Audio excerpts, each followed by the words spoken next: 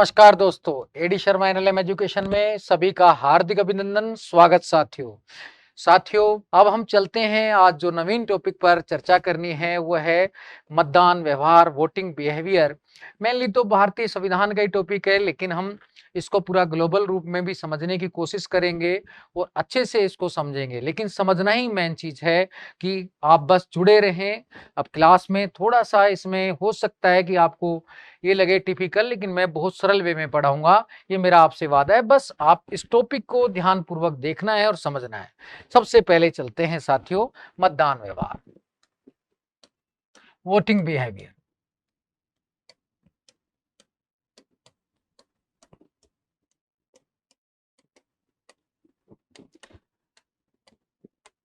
अब इसका बेसिक पहले समझने की कोशिश करते हैं, मतदान व्यवहार का है क्या और ये क्यों आया।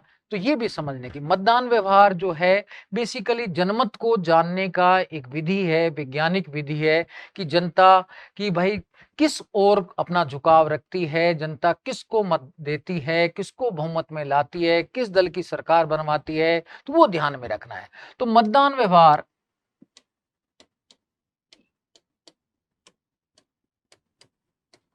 जनमत को जानने की एक वैज्ञानिक विधि है।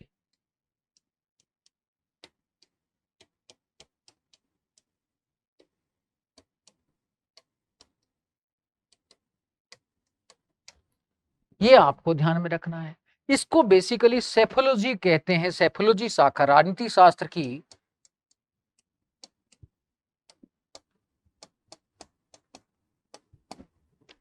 सेफोलॉजी शाखा। अब ये ध्यान रखना है, क्या कहते हैं? सेफोलॉजी मतदान व्यवहार का वैज्ञानिक अध्ययन करती है।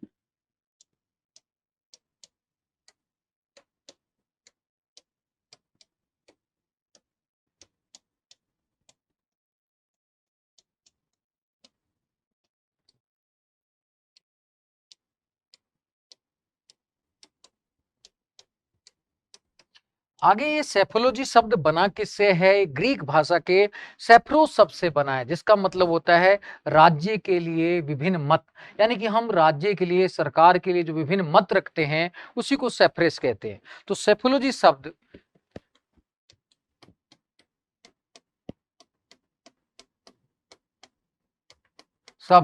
की उत्पत्ति ग्रीक भाषा के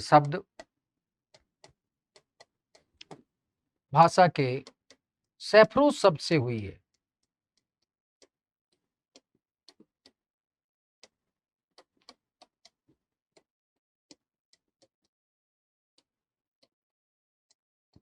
जिसका अर्थ है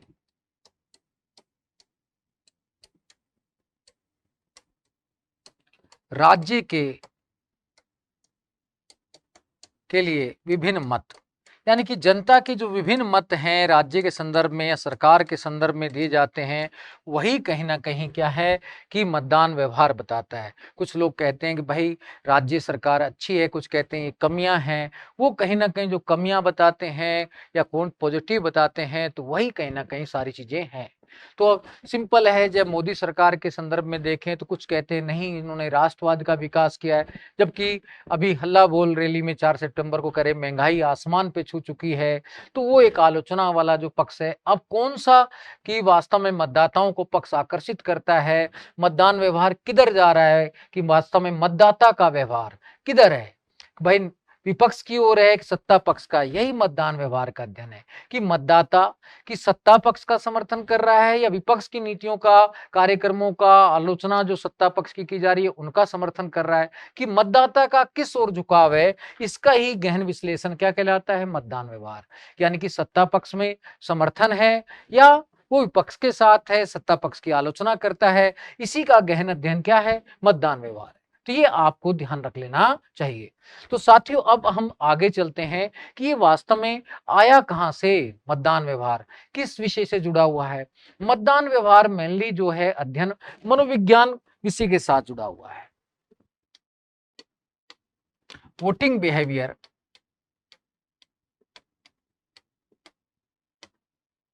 जो मौलिक विषय है ये बेसिकली मनोविज्ञान से जुड़ा हुआ है।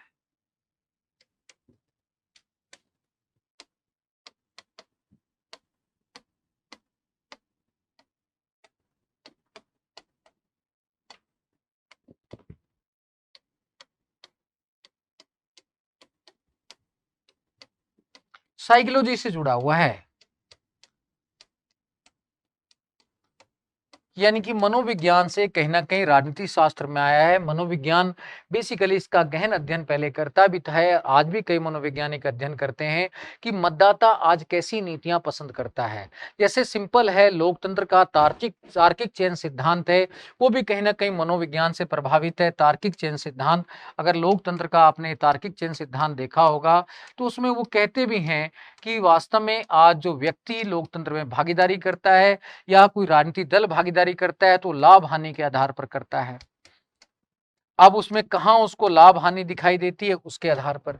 तो देखा जाए इस प्रकार के जो सिद्धांत हैं कहीं ना कहीं ये बताते हैं कि वास्तव में मतदाता की लाभ किस में देखता है, किस में नहीं देखता है, उसका बेसिकली अध्ययन करते हैं कि मतदाता दल की नीतियों कार्यक्रमों में लाभ देखता है या हानि देखता है। तो ऐसे सिद्धांत भी कहीं ना कहीं मतदान व्यवहार के अध्ययन में सहायक है, ये भी आपको ध्यान में रखना चाहिए।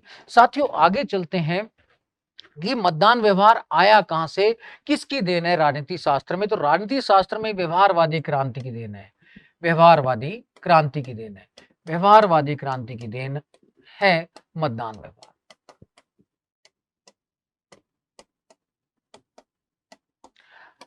साथियों आपको ध्यान होगा कि बेसिकली व्यवहारवाद का जनक डेविड स्टन को माना जाता है और डेविड स्टन ने अपने लेख the current meaning of behaviourism में व्यवहारवाद की 8 विशेषताएं बताई थी जिन्हें व्यवहारवाद की बौद्धिक आधारशिला कहते हैं।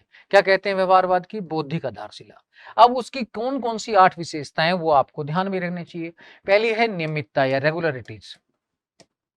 आप सब जानते हैं वैसे भी, तो मैं एक बार हल्का सा बता देता हूं।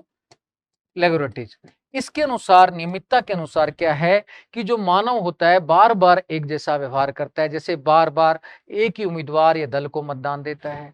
तो वास्तव में जब मानव व्यवहार का कहते हैं अध्ययन कर सकते हैं तो बेसिकली फिर उसके राजनीतिक भविष्यवाणी भी कर सकते हैं कि इस बार किस दल को वोट मिलेगा, किसको नहीं मिलेगा। सिंपल सा ये देखना है कि मानव व्यवहार में नियमितता परिवर्तित कहाँ हुई है।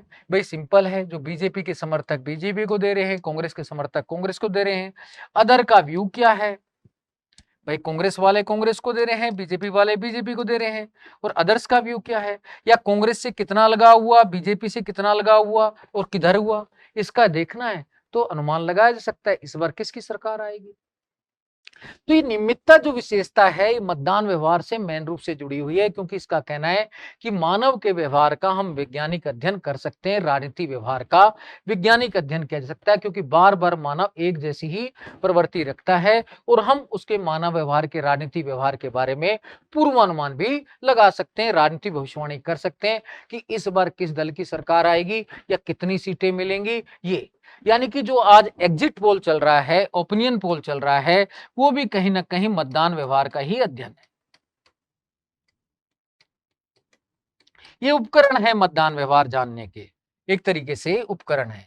एग्जिट पोल, ओपिनियन पोल, ये जो हैं मतदान व्यवहार के जानने के उपकरण हैं। तो आपसे पूछे मतदान व्यवहार के उपकरण क्या हैं, तो ये भी आपको ध्यान में रहने चाहिए। तो पहली विशेषता मैंने जो बताई व्यवहारवाद की वो नियमितता है। दूसरी विशेषता जो है सत्यापन है कि नियमितता के आधार पर जो हमने आंकड़े संकलित किए उनको हम जांच कर सकते हैं, तो वो भी आपको ध्यान रखना चाहिए। वैसे तो आपको सारी विशेषताएं पता है, पहली नियमितता, दूसरी सत्यापन। सत्यापन का मतलब क्या है कि जो आंकड़े मिले हैं उनकी पुनः जांच हो सकती है। फिर तकनीक का प्रयोग, अधिक से अधिक तकनीक में सारणीकरण करना। ये तो आज सी वोटर तकनीक जो आती है कि बेसिकली वो तकनीक ही है, जैसे सी वोटर तकनीक, ये भी कहीं ना कहीं लाभकारी है। एग्जिट पोल भी एक तरीके से तकनीक हो गई। फिर परिमाणीकरण है, आंकड़ों को इस प्रकार से व्यवस्थित करना ताकि मापन योग्य बन सकें। तो वास्तव में वो भी एक बेटर है कि अलग अलग वर्गों के हिसाब से बनाएं। फिर हमें तथ्य मूल्य प्रभेद, तथ्य मूल्य प्रभेद क्या है कि हमें तथ्यों का अध्ययन करना चाहिए फैक्ट वैल्यू डाइकोम कहते हैं। तो बेसिकली हमें फैक्ट पर ही ध्यान रखना चाहिए, वैल्यू पर ध्यान नहीं देना चाहिए, क्योंकि फैक्ट का मतलब सीधा सा है कि हमें मतदान व्यवहार का, व्यक्ति के व्यवहार का अध्ययन करना है, नैतिकता का अध्ययन नहीं करना है, यथार्थ का अध्ययन करना है। और वास्तव में आज वोटिंग जो होती है यथार्थ के आधार पर ही होती है। फिर है क्रमबद्धीकरण। क्रमबद्धीकरण का मतलब सिद्धांत निर्माण का प्रयास करना है। फिर इसका शुद्ध विज्ञान विशेषता है। फिर जो इसकी आखिरी विशेषता है वो भी कहीं ना कहीं मतदान व्यवहार में सहायक है।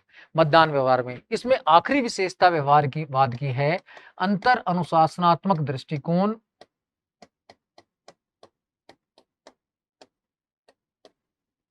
और समग्रता। अब साथियों इसको समझने की कोशिश करना। इंटेग्रिटी, इसको अंग्रेजी में कहते हैं अंतर अनुशासन, इंटरडिसिप्लिनरी अप्रोच। इंटरडिसिप्लिनरी अप्रोच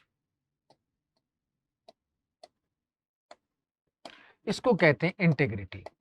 अब देखा जाए तो ये विशेषता भी व्यवहारवाद की मतदान व्यवहार के अध्ययन में काफी सहायक है। जैसे पहली विशेषता नियमितता बताई मैंने आपको कि नियमितता तो राजनीति व्यवहार का अध्ययन है, इसी राजनीति व्यवहार का कहीं ना कहीं वैज्ञानिक अध्ययन ही क्या है, मतदान व्यवहार है। यानी कि महत्वपूर्ण विशेषता है, सबसे महत्वपूर्ण विशेषता है जो मतदान व्यवहार से जुड़ी हुई है। सेकंड विशेषता मैंने बताई तकनीक, जैसे सी वोटर वाली तकनीक अपनाना, एग्जिट पोल, ओपिनियन पोल, ये भी कहीं ना कहीं जो है इससे जुड़ा हुआ है। तकनीक को अंग्रेजी में सिमुलेशन भी कहते हैं, तो ये भी ध्यान रखना है। सिमुलेशन जैसे सिंपल है, एक उत्तराधुनिकतावादी बॉडीलार्ड ने सिमुलेशन सिमुलकरा तकनीक भी दी थी, तो वही सिमुलेशन। तो ये सिमुलेशन की बात करते हैं, लकरा की बात नहीं करते, तो ये ध्यान रखना है। तो तकनीक कौन सी अपनाई है वो भी। फिर उसके बाद जो आखिरी विशेषता है ये भी महत्वपूर्ण है, अंतर अनुशासनात्मक दृष्टिकोण का मतलब है कि अन्य सामाजिक विज्ञान के गुणों को राजनीति शास्त्र में अपनाना। वास्तव में मतदान व्यवहार ये बेसिकली अध्ययन किसका था, मूल रूप से मनोविज्ञान का। मनोविज्ञान से कहां आ गया, ये राजनीति शास्त्र में आ गया। समग्रता का मतलब क्या है कि केवल राजनीति पक्ष ही मतदान को प्रभावित नहीं करता, राजनीति को प्रभावित नहीं करता, अनेक बार आर्थिक, सामाजिक, सांस्कृतिक पक्ष भी राजनीति को प्रभावित करते हैं। तो मतदान व्यवहार में इन सब पक्षों का अध्ययन किया जाता है। इसका मतलब है ये विशेषता भी कहीं ना कहीं एक महत्वपूर्ण विशेषता है व्यवहारवाद की, जो मतदान व्यवहार से संबंधित है। तो मैंने आपको तीन विशेषताएं बता दी जो मतदान व्यवहार से संबंधित है, एक ये, एक दूसरी ये और तीसरी ये वाली। ये आपको ध्यान में रखना है। अब क्वेश्चन कैसा भी आए तो आप इसको जानने की कोशिश करेंगे तो आप बेटर ढंग से इसको हल कर पाएंगे मेरे दोस्तों। तो ये आपको ध्यान रखना है कि भाई इस तरीके से हमें अच्छे से देखना है, अच्छे से करना है और अच्छे से ही अपना काम चलाना है। अब आगे चलते हैं साथियों। अब आगे मैं आपको बताता हूं कि मतदान व्यवहार में बेसिकली क्या किया जाता है, राजनीतिक भविष्यवाणी। तो बेसिकली अगला भी ध्यान रखना है पॉइंट, मतदान व्यवहार में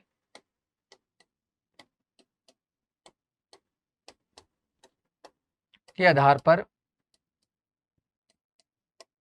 राजनीतिक भविष्यवाणी की जाती है। जैसे एग्जिट पोल के माध्यम से पहले ही बता देते हैं कौन जीतेगा भाई।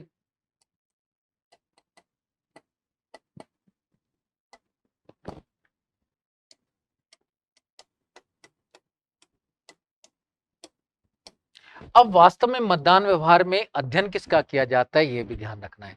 मतदान व्यवहार में हम दो बातों का अध्ययन करते हैं। मतदान व्यवहार में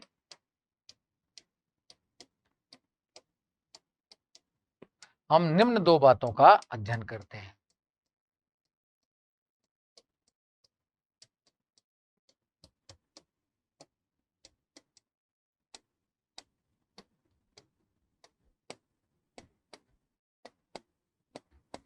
पहला, मतदाता बार बार एक ही दल या उम्मीदवार को वोट क्यों डालता है।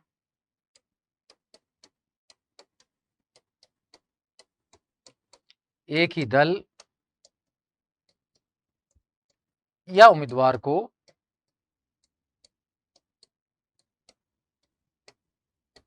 मत या वोट क्यों डालता है।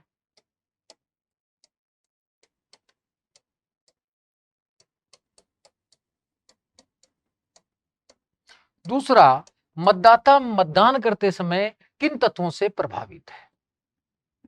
दूसरी बात है, मतदाता मतदान करते समय किन तत्वों से प्रभावित होता है?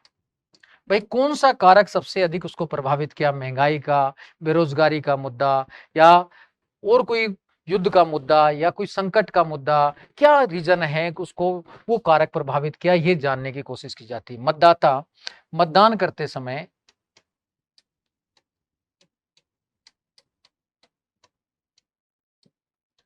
किन कारकों से प्रभावित होता है?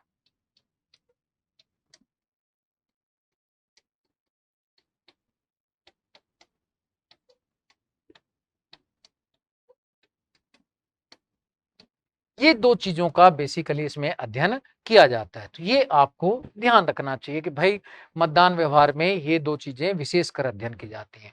अब मतदान व्यवहार का महत्व क्या है, वो भी आपको ध्यान में रखना चाहिए। तो मैं बताता हूं साथियों आपको, लेकिन आप अच्छे से इसको तैयार करेंगे तभी क्वेश्चन इसमें कोई सरल आने वाला नहीं है। आप सोचें कि सरल आएगा, सरल नहीं आएगा। आप जितना ज्यादा विश्लेषण करेंगे, आप उतना ज्यादा इसको कहीं ना कहीं गहन रूप से अध्ययन करेंगे, तभी क्वेश्चन हाथ लगेगा। ये ध्यान में रख लेना। अब साथियों मतदान व्यवहार का महत्व क्या है, क्यों अध्ययन करते हैं, ये भी देखते हैं। मतदान व्यवहार का महत्व क्या है, क्या फायदे हैं, लाभ क्या हैं, लाभ भी देखना है। अब इसमें लाभ में पहला लाभ है कि मतदान व्यवहार से हमें राजनीतिक समाजीकरण की गति क्या है उसकी जानकारी मिलती है। अब कई बच्चे कहेंगे राजनीतिक समाजीकरण क्या होता है?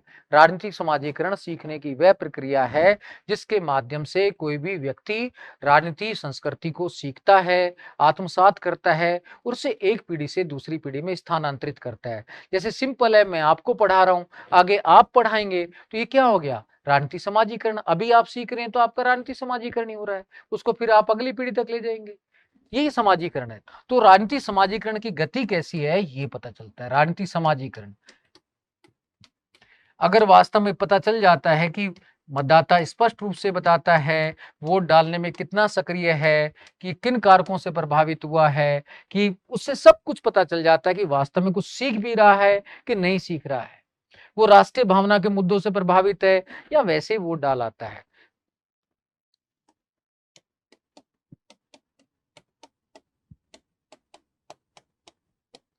फिर राजनीतिक संस्कृति के बारे में जानकारी प्राप्त होती है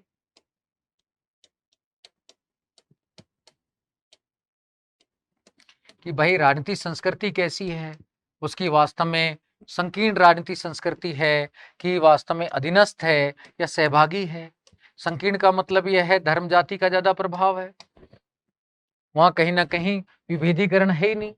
अधीनस्थ का मतलब उपनिवेशवादी शासन के प्रभाव में है, सब्जेक्ट वाला। संकीर्ण को अंग्रेजी में प्रोचिकल बोलते हैं, इसको सब्जेक्ट बोलते हैं कि अधीनस्थ है, किसी विदेशी शासन के अधीन है। तीसरा है सहभागी का मतलब जनता की शासन में सहभागी है। अगर वास्तव में देखा जाए मतदाता अपने हितों के अनुरूप जब निर्णय लेता है धर्म जाति से ऊपर उठकर, इसका मतलब वहां सहभागी राजनीतिक संस्कृति है। तो ये छोटी छोटी बातें सारी पता चल जाती हैं, तो भाई कहां पर क्या है क्या नहीं है। तो राजनीतिक संस्कृति के बारे में जानकारी।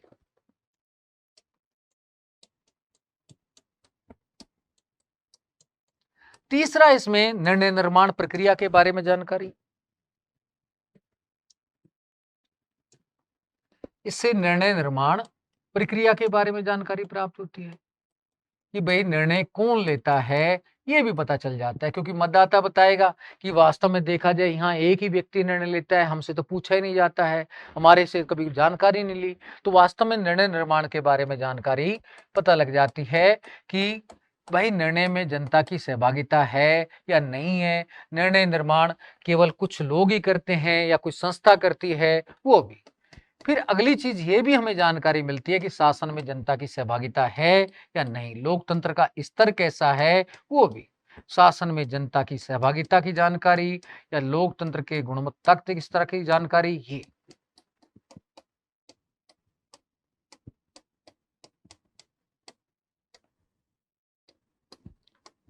या लोकतंत्र के गुणात्मक स्तर की जानकारी।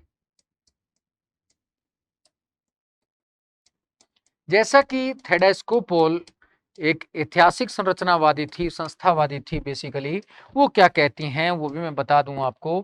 थेडेस्को पोल डिविनिस्ट डेमोक्रेसी की अवधारणा देती हैं अमेरिकी संदर्भ में। अमेरिकी संदर्भ में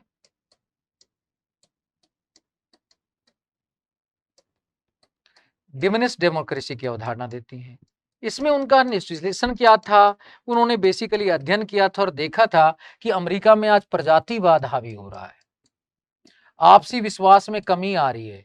इसीलिए उन्होंने कहा कि अमेरिका में लोकतंत्र का स्तर गिर रहा है, कि लोग मतदान प्रजातिवाद के आधार पर कर रहे हैं, आपसी सहयोग भी कम हो रहा है। तो कहीं ना कहीं वो जो स्थिति है वो गड़बड़ होती जा रही है। तो थेडेस्को पोल का अध्ययन भी काफी हद तक डिविनिस्ट डेमोक्रेसी भी कि मतदान व्यवहार को ही प्रकट करता है कि जनता किस प्रकार से आज अध्ययन कर रही है। आगे देखते हैं दोस्तों कि अब मतदान व्यवहार के बारे में मैंने इतना तो बताया कि इस मतदान व्यवहार का अध्ययन कब प्रारंभ हुआ वो भी देखते हैं। तो मतदान व्यवहार व्यवहारवादी क्रांति की देन है, लेकिन इसका अध्ययन 1913 में फ्रांस में सर्वप्रथम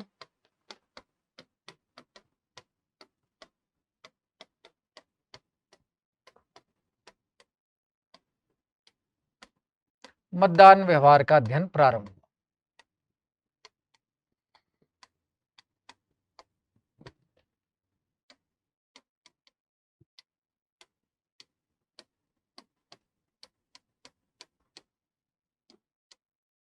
अमेरिका में प्रथम विश्व युद्ध के बाद, अमेरिका में प्रथम विश्व युद्ध के बाद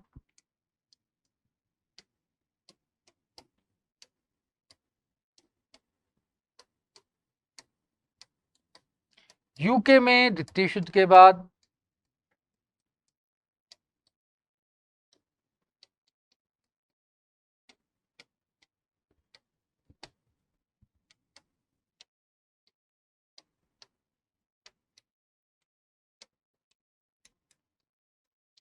भारत में द्वितीय आम चुनाव,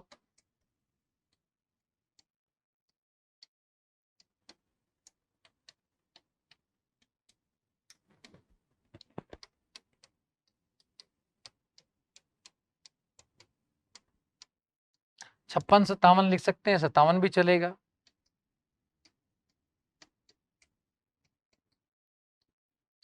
तो ये तो आपको साथियों ध्यान रखना है।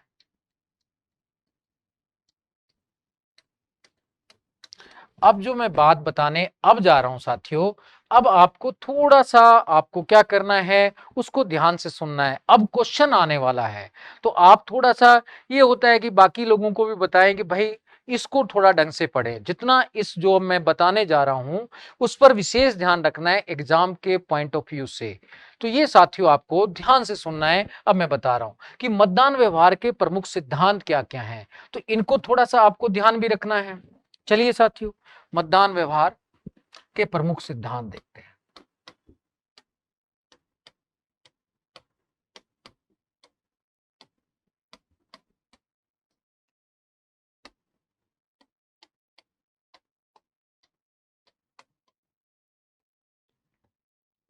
मेनली काफी सिद्धांत है, लेकिन मैं 3 प्रमुख सिद्धांतों की चर्चा करूंगा। इन तीनों को आपको ध्यान से रखना है और अच्छे से पढ़ने की कोशिश भी करनी है। ठीक है मेरे साथियों, पहला सिद्धांत है नुकसान से बचने का सिद्धांत। क्या है कि नुकसान से बचने का सिद्धांत, ध्यान से सुनना है। नुकसान से बचने का सिद्धांत,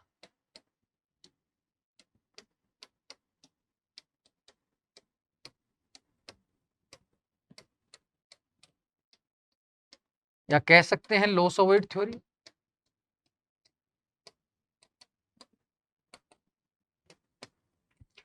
अब ये नुकसान से बचने का सिद्धांत किसने दिया ये भी ध्यान रखना है। अमोर्स टावर्स्की, ये नाम क्या क्या है, किसने दिया, जनक कौन है इसके।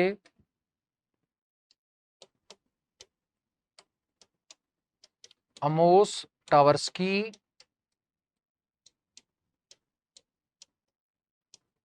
एक तो ये है। दूसरे भी आपको ध्यान रखना है, डेनियल कनेसन। डेनियल कनेसन, ये ध्यान रखना है, आपसे पूछेगा। इसमें बेसिकली जब कोई हानि से बचने वाली नीति अपनाई जाती है, जैसे किसी मूल्य का पतन हो रहा है सरकार के कारण, इसलिए उस सरकार का विरोध किया जाता है। किसी हानि से, बड़ी हानि से बचने के लिए ऐसा काम किया जाता है। तो जनता बड़ी हानि से बचने के लिए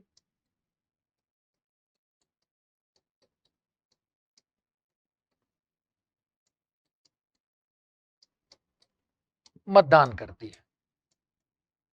जैसे किसी मूल्य का पतन हो रहा है, जैसे राष्ट्रवाद का पतन हो रहा हो, ठीक है ना, भ्रष्टाचार बढ़ रहा हो, तो भाई भ्रष्टाचार को सरकार बढ़ावा दे रही हो, तो अब उसे भ्रष्टाचार को रोकना है, तो सरकार को हटाने के लिए मतदान दे देती है। तो ये आपको ध्यान में रखना है। तो ये छोटी छोटी बातें, नुकसान से बचने का सिद्धांत, ये आपको ध्यान में रखना है। अगला दूसरा सिद्धांत जो है वो है परोपकारिता का सिद्धांत। तो सेकंड भी साथियों ध्यान रखना है। नंबर 2 सिद्धांत कौन सा है? परोपकारिता का सिद्धांत। परोपकारिता का सिद्धांत।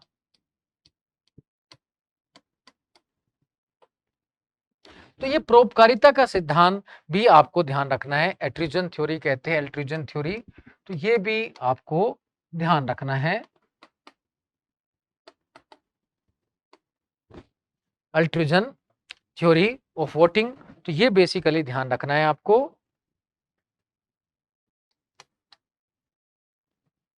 ये क्या है?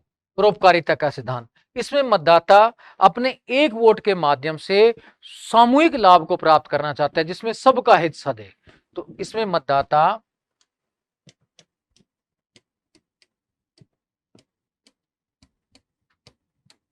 अपने एक वोट के माध्यम से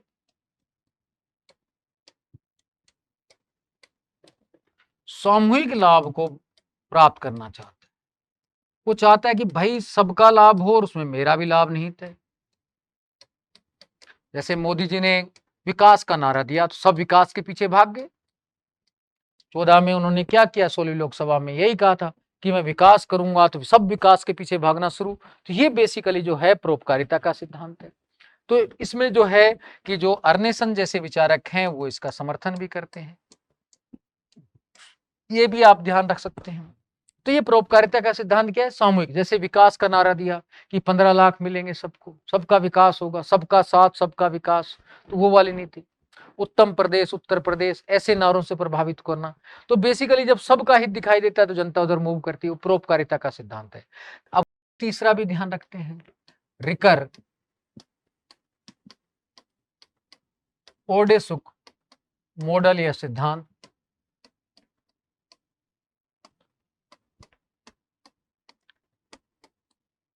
अब इसको थोड़ा ध्यान से रखना है कि रिकर और ओडेसिक ने एक लेख लिखा था, theory of the calculation of voting. इन्होंने लेख लिखा था, थ्योरी ऑफ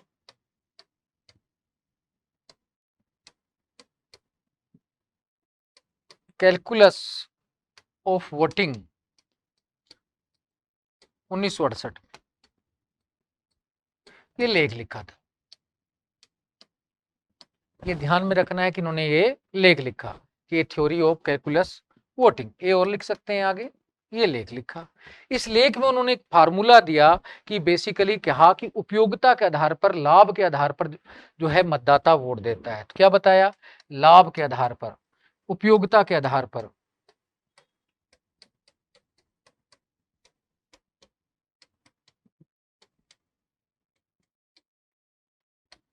मतदाता मतदान करता है।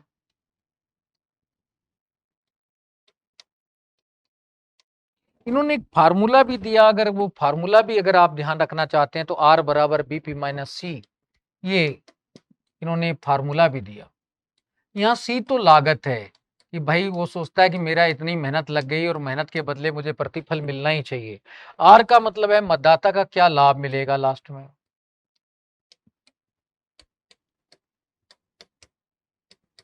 ये अंतर उपयोगिता है। बीपी क्या है? अंतर उपयोगिता। तो वो देखता भी है किस नीति से कितना लाभ मिलेगा, यानी कि कांग्रेस की नीति से कितना लाभ मिला और बीजेपी वाले से कितना लाभ मिला। मोदी जी ने 15 लाख कहा, राहुल जी ने सामाजिक न्याय की बात करते हुए 72,000 कहा। तो अंतर देख लेगा, 72,000 क्या है, 15 चाहिए, मेरी लागत इतनी लग गई है। तो बेसिकली लाभ कितना हो रहा है वो देखेगा, उसी हिसाब से मतदान करेगा, ये वाली सिचुएशन। तो ये भी आपको ध्यान रखना है कि ये भी एक सिद्धांत है रिकर आर्डेसुक मॉडल। तो इसमें बेसिकली इस प्रकार की नीति अपनाई गई। अब हम चलते हैं कि मतदाताओं को प्रभावित करने वाले कारक कौन कौन से हैं, अब हम उनका अध्ययन करते हैं। तो साथियों, इस प्रकार से 3 प्रमुख सिद्धांत तो देखे हैं आपने। अब हम देखेंगे मतदान व्यवहार को प्रभावित करने वाले कारक क्या क्या हैं। मतदान व्यवहार को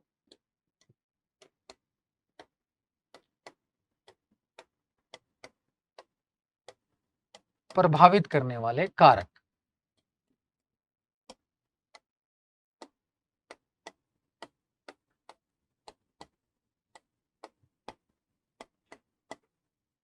हम कारकों को 2 भागों में बांटते हैं साथियों, अल्पकालीन कारक और दीर्घकालीन कारक। अल्पकालीन कारक वो जो शॉर्ट टर्म के रहते हैं, कुछ समय तक प्रभावित करते हैं, अल्पकालीन कारक। और दीर्घकालीन कारक जो लंबे समय तक प्रभावित करते हैं। अब पहले मैं मोटा मोटा आपको बता देता हूं। ये धर्म, जाति, क्षेत्रवाद जैसे मुद्दे, धर्म है, जाति है, क्षेत्रवाद जैसे मुद्दे मतदान व्यवहार को जो प्रभावित करते हैं, ये बेसिकली क्या है, दीर्घकालीन कारक में आएंगे। ठीक है ना, राष्ट्रवाद है, भाषावाद है, राष्ट्रवाद है, तो ये मुद्दे ऐसे हैं लंबे समय तक प्रभावित करते हैं। जबकि युद्ध, आतंकवादी घटनाएं, सुरक्षा के मुद्दे, महंगाई,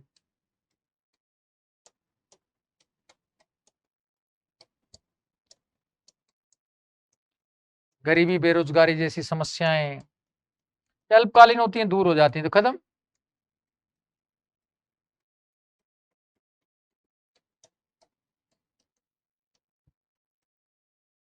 तो ये बेसिकली क्या है, अल्पकालीन मुद्दे हैं ऐसे। तो हमें दोनों का अध्ययन करना है, अल्पकालीन का भी, दीर्घकालीन का भी। तो हम चलते हैं धीरे धीरे सब कारकों के बारे में जानकारी प्राप्त करते हैं। तो चलिए पहले अल्पकालीन कारक देखें मतदान व्यवहार को प्रभावित करने वाले। तो मतदान व्यवहार को प्रभावित करने वाले अल्पकालीन कारक।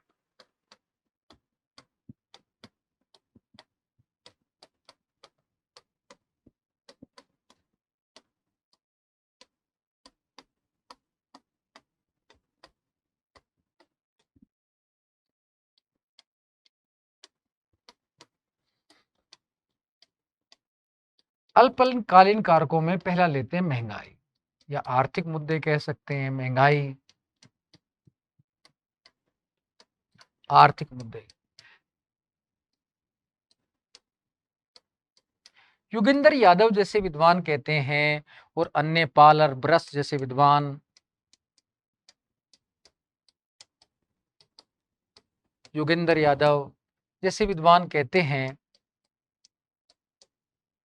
कि महंगाई जैसे मुद्दे भी कहीं ना कहीं जो है मतदान व्यवहार को प्रभावित करते हैं। अगर भारत के संदर्भ में उदाहरण दें, तो जब अटल बिहारी वाजपेयी जी प्रधानमंत्री थे, उस समय प्याज का रेट 99 में बहुत अधिक बढ़ गया था।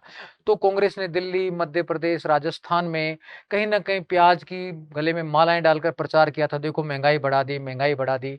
तो आज वही मोदी जी के काल में फिर हल्ला बोल चला रहे हैं। तो देखो उस समय 3 राज्यों में बीजेपी की हार हुई थी, कांग्रेस की जीत हुई थी।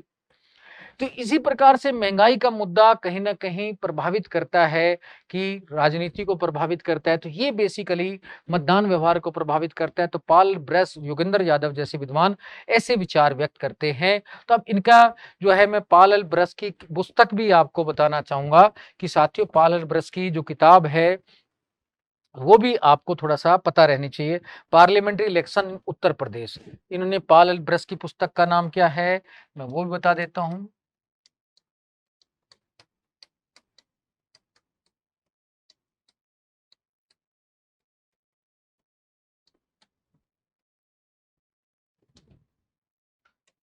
पार्लियामेंट्री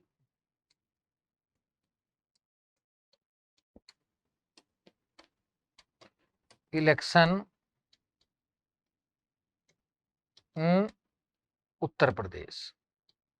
अब ये किताब किसने लिखी थी ऐसा आपके सामने आए तो आप ध्यान रख लेना, 86 में इन्होंने किताब लिखी थी पायल ब्रस ने।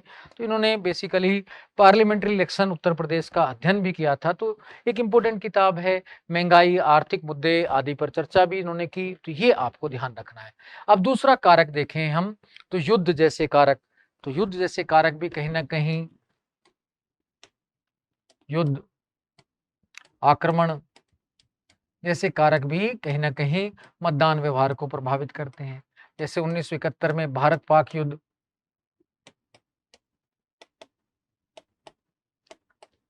1999 में भारत में देखें तो कारगिल युद्ध,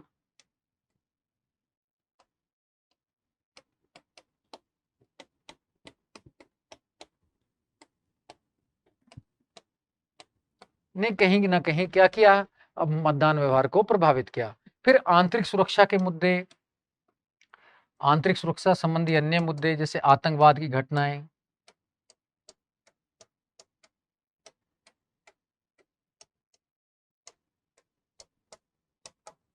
ये भी प्रभावित करते हैं। जैसे 2019 में देखा जाए तो उस समय भी जो आतंकवादी घटनाएं हुई उन्होंने कहीं ना कहीं प्रभावित किया। पुलवामा की घटना पर, पुलवामा में पाकिस्तान ने अटैक किया, पुलवामा में पाकिस्तानी आतंकवादी आक्रमण,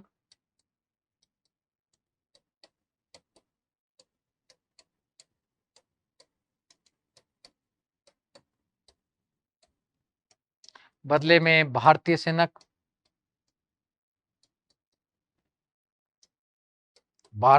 की कार्रवाई,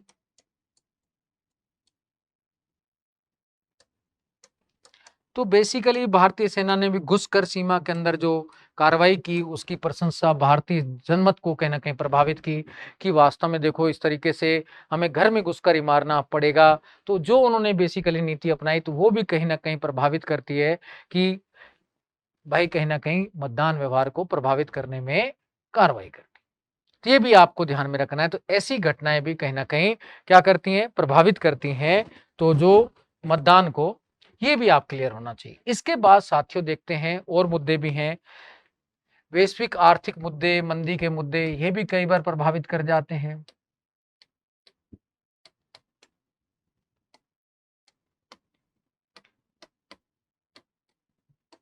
ये भी कहीं न कहीं कई बार आर्थिक मुद्दे या संकट के मुद्दे, तो किस देश में संकट आया उसका प्रभाव अगर उस देश पर भी पड़ जाए तो ऐसी स्थिति में भी मतदान कहीं न कहीं प्रभावित हो जाता है।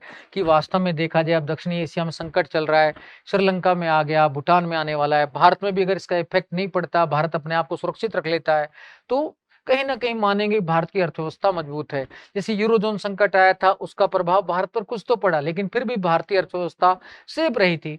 तो कहीं न कहीं उसके सकारात्मक परिणाम भी निकले। तो ये भी देखते हैं।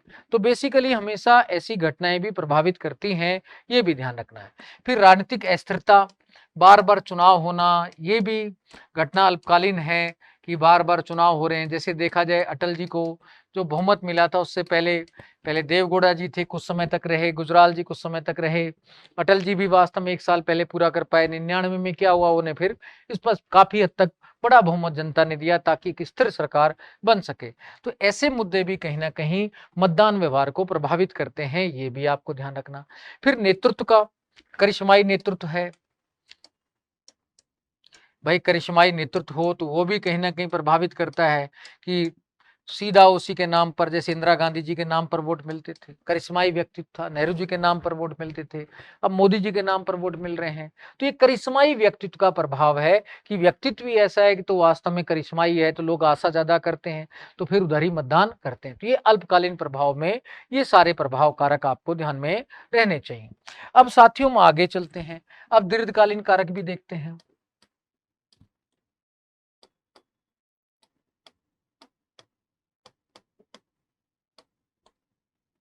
दीर्घकालीन कारक में आपको ध्यान रखना है कि वास्तव में क्या-क्या मुद्दे हैं।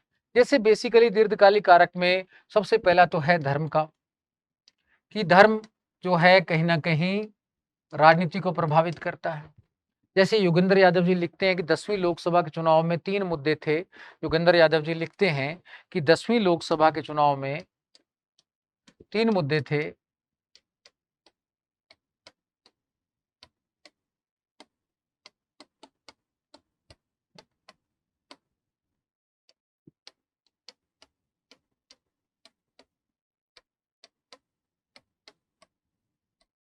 मंडल, मंदिर और बाजार।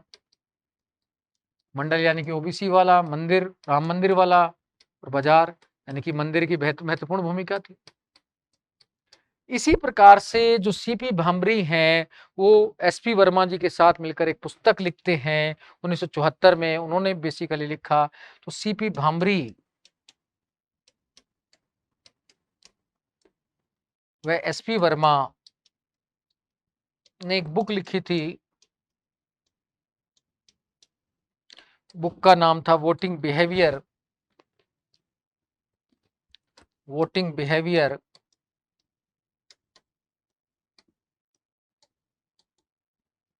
ए comparative study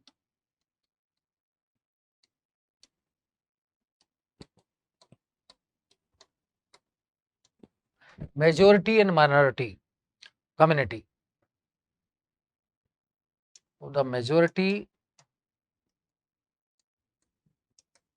and minority community.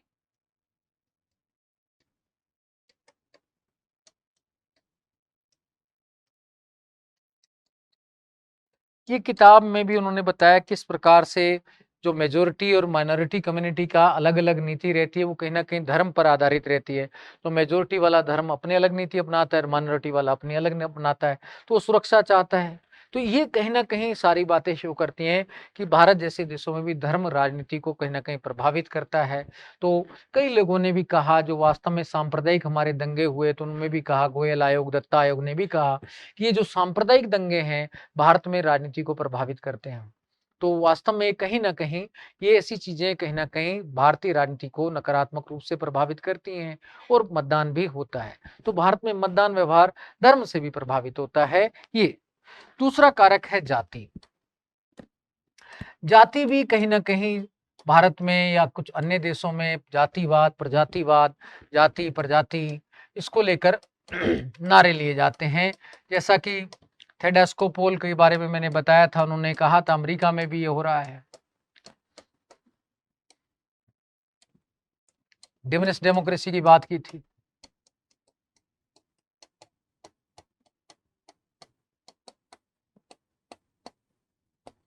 America में जो नवरूढ़िवाद का प्रभाव बढ़ रहा है वो इस बात को इंगित है, प्रजातिवाद का प्रभाव बढ़ रहा है। काले गोरे का मुद्दा कहीं ना कहीं छा रहा है, गोरे काले का संघर्ष।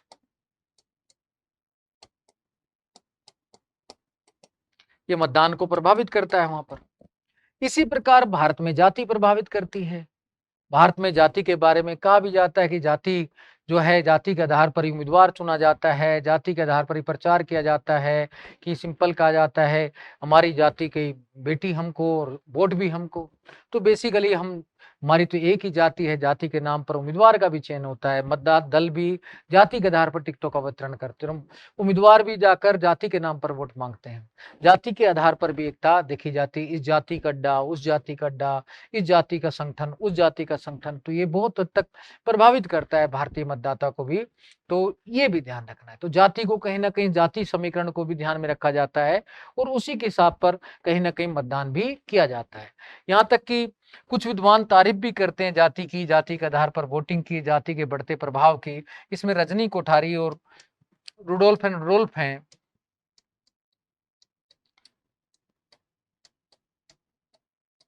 रुडोल्फ एंड रुडोल्फ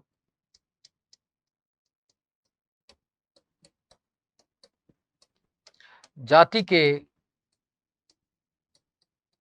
सकारात्मक प्रभाव पर बल देते हैं। तो ये जाति का सकारात्मक प्रभाव भी बताते हैं, कहते हैं कि इससे कहीं ना कहीं निम्न वर्ग का उत्थान होता है, वोटिंग ज्यादा होती है, ऐसी बातें वो करते हैं। तो जाति भी कहीं ना कहीं हमारे यहाँ मतदान को प्रभावित करती है। इसी प्रकार से क्षेत्रवाद, भाषावाद, क्षेत्रवाद भी अलग अलग राज्यों में, जो हमारे यहाँ अलग अलग क्षेत्रों में, जैसे नए राज्यों की मांग, ये भी मतदान को प्रभावित करेगी।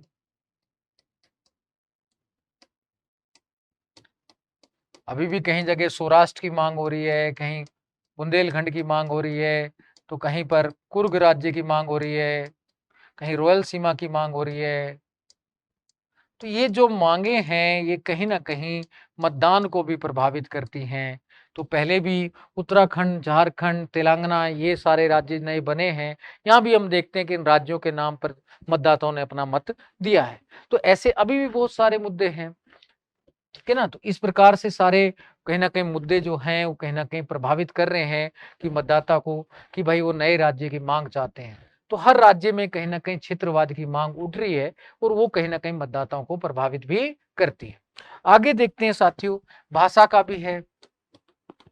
अपना भई 8वीं अनुसूची में शामिल करो, 8वीं अनुसूची में शामिल करने के नाम पर यहाँ भी मतदाता इन मुद्दों से भी प्रभावित हो रहे हैं।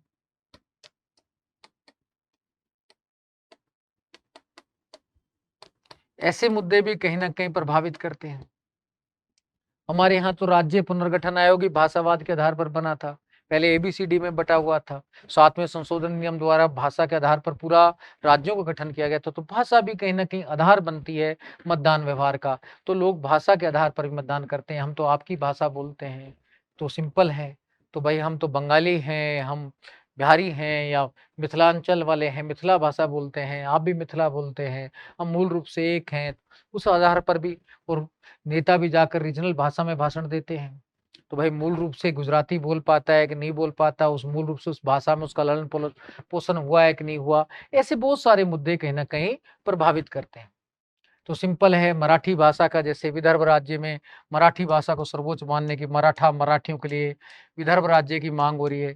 तो ये भी मराठाओं के लिए हो रही है। मराठी भाषा भी इसमें कहीं न कहीं मराठी भाषा को भी आधार बनाया जा रहा है महाराष्ट्र में। तो ये सिंपल है, ये छोटी-छोटी बातें कहीं न कहीं प्रभावित करती हैं कि राजनीति को, मतदान व्यवहार को, तो ये भी हमें ध्यान में रखना है। उसके अलावा राष्ट्रवाद भी है कि भाई राष्ट्रवाद, अब राष्ट्रवाद कौन-सा प्रभावित करता है ये भी है। एक है उदार राष्ट्रवाद, एक है धर्म राष्ट्रवाद।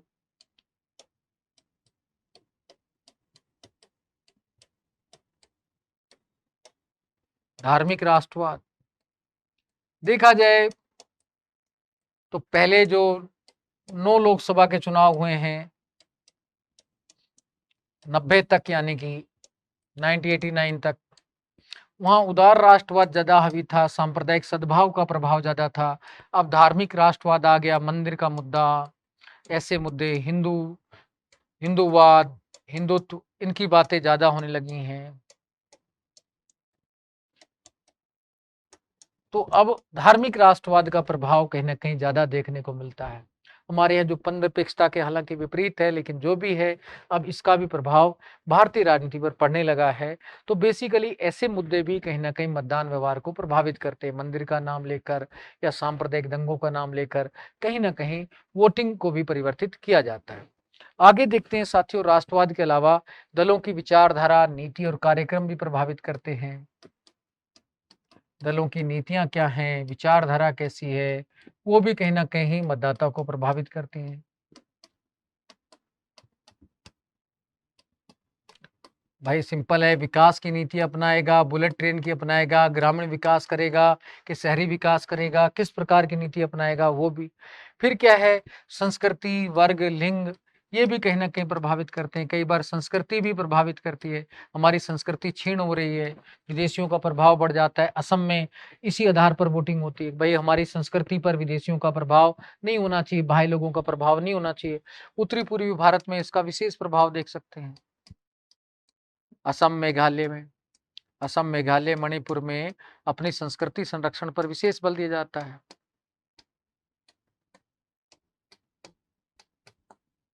यहाँ ये आधार भी वोटिंग का बन जाता है। फिर वर्ग और लिंग भी प्रभावित करते हैं। वर्ग भी करता है कि भाई सरकार ने किस वर्ग के लिए कौन सी नीति बनाई है, उच्च वर्ग किसके साथ है, मध्यम वर्ग किसके साथ है या निम्न वर्ग किसके साथ है, और सरकार किस प्रकार की नीतियां अपनाती है। तो निम्न वर्ग के अनुकूल है कि उच्च वर्ग के। तो जिस वर्ग भी कैसा सोचता है सरकार के प्रति, तो ये वर्गवाद वाली नीतियां भी प्रभावित करती हैं। माना जाता है कि बीजेपी अमीरों की पार्टी है और मध्यम वर्ग पर ज्यादा ध्यान देती है, तो कांग्रेस निम्न वर्ग पर ध्यान देती है, तृणमूल कांग्रेस भी निम्न वर्ग पर ध्यान देती है। तो इस तरीके से जो है, तो वर्ग भी कहीं ना कहीं प्रभावित करता है मतदान को, ये भी आप देख सकते हैं। इसके अलावा लिंग भी है, तो लिंग का मुद्दा भी कहीं ना कहीं हमारे यहाँ प्रभावित करता है। नारीवाद का मुद्दा भी, कि भाई महिलाओं को आरक्षण दो, ये मुद्दे भी कहीं ना कहीं प्रभावित करने लगे हैं। जैसे कि बेसिकली कहा भी है कि योगेंद्र यादव जी ने, और साथ में और भी कुछ लोग कहते हैं, विद्वान जो हैं, कि आज लिंग भी एक प्रभावित करता है भारतीय राजनीति को। महिलाएं भी अपना सशक्तिकरण चाहती हैं।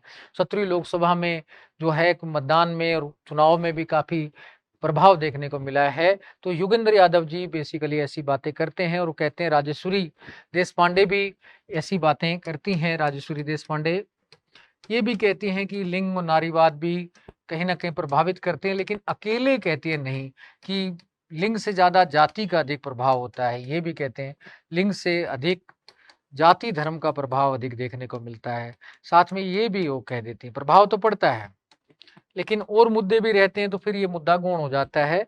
ऐसा राजश्री देशपांडे ऐसा भी कहती हैं कि लेकिन लिंग का प्रभाव तो पड़ता है, लेकिन इन मुद्दों के आगे फिर ये मुद्दे गौण हो जाते हैं। तो इस प्रकार से देखें कि बेसिकली मतदान व्यवहार को अनेक कारक प्रभावित करते हैं, और ये भी आपको ध्यान रखना है। फिर साथियों, मैं कुछ और जो मतदान व्यवहार से संबंधित पुस्तकें हैं, वो भी दो पुस्तकें जो हैं वो भी कुछ चर्चा करना चाहूंगा, कि मतदान व्यवहार से संबंधित कुछ प्रमुख पुस्तकें,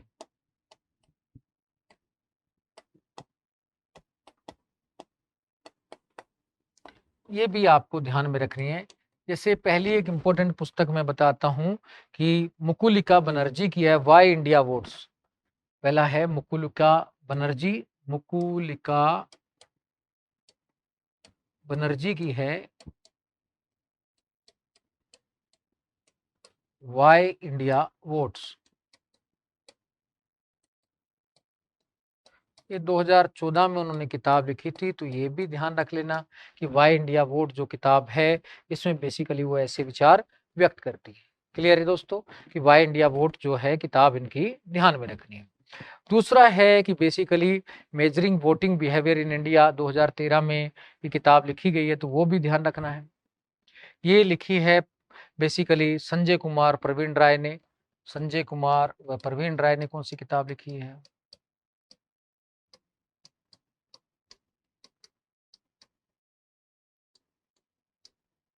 प्रवीण राय। इसमें मेजरमेंट के, मेजरिंग वोटिंग,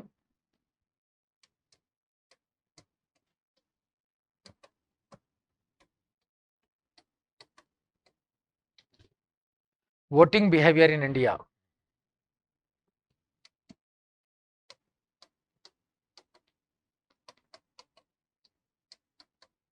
ये भी ध्यान रखना है कि ये 2013 की पुस्तक है।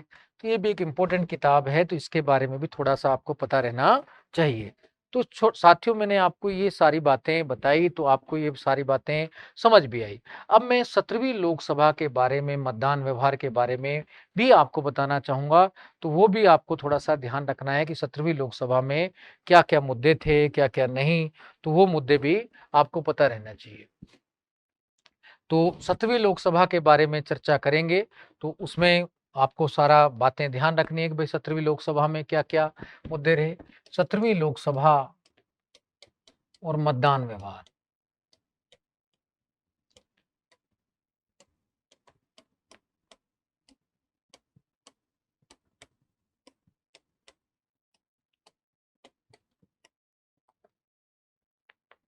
अब देखें साथियों, 17वीं लोकसभा का मतदान व्यवहार।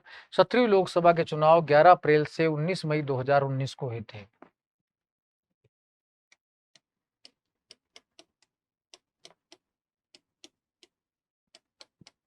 11 अप्रैल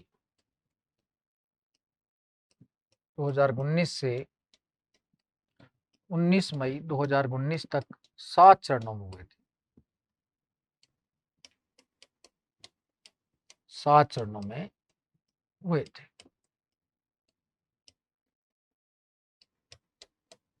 ये बात आपको स्पष्ट हो जानी चाहिए, ठीक है ना।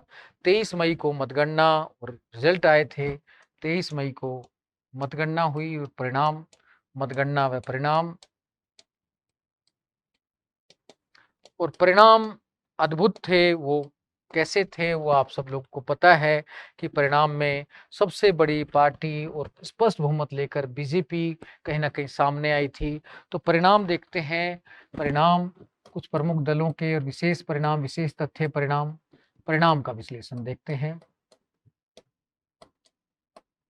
इसमें बीजेपी को अकेले 303 सीटें मिली, मोदी जी के नेतृत्व में 303 मिली, जबकि एनडीए को देखें पूरा तो वो 353 था। एनडीए का पूरा 353 जाकर था। तो वास्तव में अकेले बीजेपी ने ही बहुमत कर दिया, प्राप्त कर लिया था।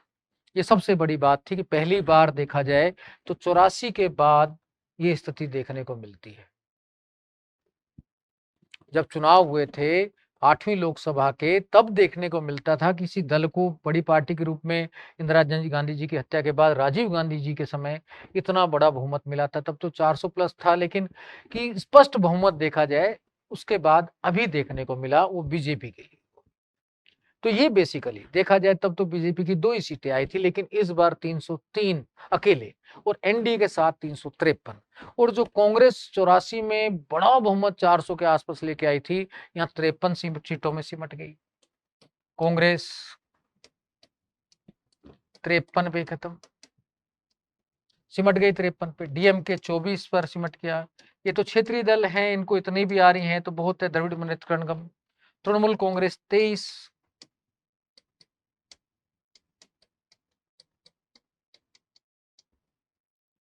और वाईएसआर कांग्रेस जो है वो भी 22 सीटें लेके आई। वाईएसआर कांग्रेस ये भी 22 सीटें लेके आई थी, वाईएसआर कांग्रेस। तो इस प्रकार से क्षेत्रीय दल हैं, ये भी 24, 23, 22 सीटें ले आए अकेले अकेले। अब देखा जाए इस परिणाम से कुछ बातें तो पता चल रही हैं हमें कि वास्तव में देखा जाए तो बीजेपी का घोषणा पत्र क्रियान्वित हुआ, कांग्रेस का नहीं हुआ, और क्षेत्रीय दलों ने अपनी सीटें सुरक्षित रख ली, यानी कि क्षेत्रीय मुद्दे भी हावी रहे इसमें कहीं ना कहीं। ये बातें तो आपको इस परिणाम से ही कहीं ना कहीं मोटी मोटी बात समझ आ रही है, और वो आप मतदान व्यवहार भी इससे काफी हद तक अनुमान लगा सकते हैं। आगे देखें साथियों, अब इसमें और क्या क्या बातें दिखाई देती हैं कि 17वीं लोकसभा में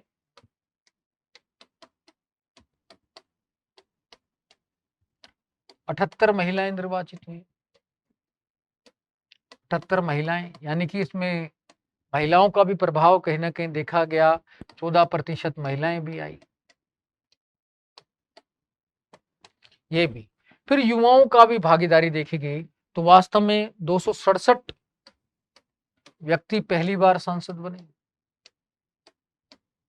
यानी कि नए लोगों को लोगों ने ज्यादा पसंद किया पुराने की तुलना में। अब ये भी है कि पार्टी वही कामयाब जिसने नए लोगों को वोट दिया, तो कहीं ना कहीं अपनी पहुंच वहां तक बनी, ठीक है ना। और देखा जाए 233 पर कहीं ना कहीं आपराधिक मामला भी दर्ज है,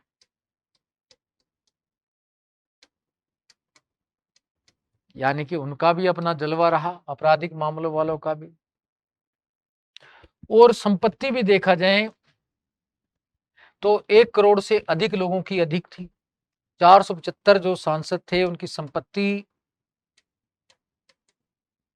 सांसदों की संपत्ति 1 करोड़ से अधिक, यानी कि कहीं ना कहीं धन बल का भी प्रभाव, प्रचार का प्रभाव भी, सोशल मीडिया का इनका भी काफी हद तक रहा, ये भी पता चलता है। युवाओं की भी पर्याप्त भागीदारी थी, युवा लोग भी काफी हद तक इसमें प्रभावी देखने। 12% सांसद थे जो, तो कहीं ना कहीं युवा थे। 12% सांसद युवा भी, 40 साल के कम या दोबारा बने हों। युवा कितने थे? 12%। अब इससे पता चलता है कि कहीं ना कहीं युवाओं का पार्टिसिपेशन भी कहीं ना कहीं प्रभावी किया। तो इस काल में क्या क्या प्रभावी किया वो भी देखते हैं कि कौन कौन से एलिमेंट हैं प्रभावित किए मतदान व्यवहार को। तो देखते हैं, पहला तो पुलवामा पर आतंकवादी हमला, इस मुद्दे ने काफी हद तक प्रभावित किया। तत्कालिक मुद्दा था भाई जम्मू कश्मीर में पुलवामा क्षेत्र में आतंकवादी जो हमला हुआ, और बदले में भारतीय सेना ने क्या किया जवाब में, ठीक है ना, स्ट्राइक किया बालाकोट में, एयर स्ट्राइक। ये जो स्ट्राइक की, इससे भी कहीं ना कहीं जाकर पता चला कि ये स्ट्राइक से जनता काफी प्रभावित हुई कि वास्तव में इनको इनके क्षेत्र में जाके मारना चाहिए। ऐसे मुद्दे भी काफी हद तक कि प्रभावित किए मतदान को। तो ऐसे मुद्दे भी, फिर कहीं ना कहीं धर्म का प्रभाव भी छाया रहा। धर्म और कश्मीर 370 का मुद्दा, ये मुद्दे भी कहीं ना कहीं प्रभावी रहे। सोशल मीडिया पर, अन्य मुद्दों पर, इन मुद्दों ने भी कहीं ना कहीं प्रभावित किया मतदान को। फिर वंशवाद का विरोध जो किया कांग्रेस में, वंशवाद वंशवाद जो है कि नए लोगों को लेकर आएंगे, हम आम लोगों को जोड़ेंगे, तो ये भी कहीं ना कहीं मुद्दा प्रभावी रहा।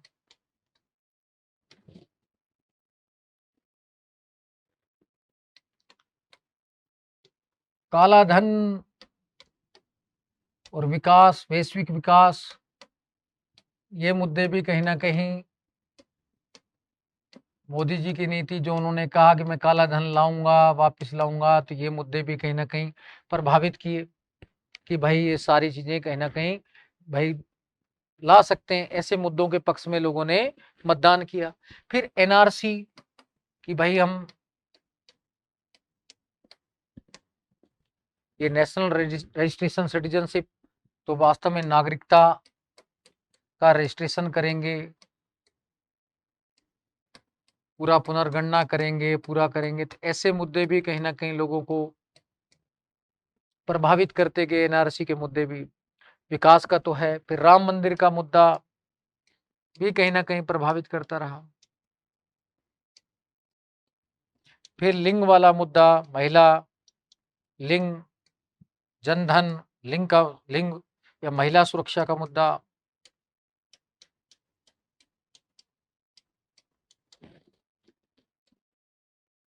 फिर निम्न वर्ग के लिए जनधन खाते ने काफी हद तक प्रभावित किया।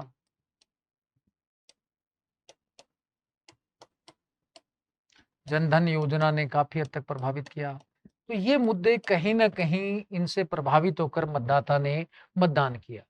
वास्तव में देखा जाए तो मोदी जी और अमित शाह अपना जो बीजेपी का जो पूरा घोषणा पत्र था, उनमें ऐसे मुद्दे लेके आए जो जनता को प्रभावित कर गए। उन्होंने सोशल मीडिया और इनके माध्यम से कहीं ना कहीं अपना संदेश जनता तक पहुंचाया, इसलिए उन्होंने विशाल बहुमत भी प्राप्त किया। वहीं कांग्रेस अपने जो मुद्दे थे या बात रखने में कहीं ना कहीं जनता के सामने सक्षम नहीं हुई, तो इसलिए उसको बहुमत नहीं मिल पाया या अधिक सीटें नहीं जीत पाई। जबकि क्षेत्रीय दल अपने क्षेत्र स्तर तक प्रभाव स्थापित करने में कामयाब रहे। उन्होंने क्षेत्रीय सुरक्षा के मुद्दे उठाए या उस क्षेत्र विशेष के लोगों के आर्थिक सहायता के मुद्दे उठाए, वो भी अपनी बात कहने में कहीं ना कहीं सक्षम रहे। इसलिए तृणमूल कांग्रेस, डीएमके, वाईएसआर कांग्रेस को पर्याप्त सीटें भी मिली इन चुनावों में। इससे ये पता चलता है कि भारतीय मतदाता का जो मतदान व्यवहार है वो एक निश्चित दिशा में कहीं ना कहीं गया है। तो 17वें लोकसभा के चुनाव से विश्लेषण से हमें पता चल जाता है कि मतदाता ने किन किन तत्वों से प्रभावित होकर मतदान किया है। तो साथियों, आगे भी आप अन्य विधानसभा या लोकसभा के चुनाव के मतदान व्यवहार का अध्ययन कर सकते हैं और अपने ज्ञान में वृद्धि कर सकते हैं। इसी के साथ इस क्लास से मैं विदाई चाहूंगा दोस्तों। फिर नेक्स्ट क्लास में मिलेंगे। जय हिंद, जय भारत।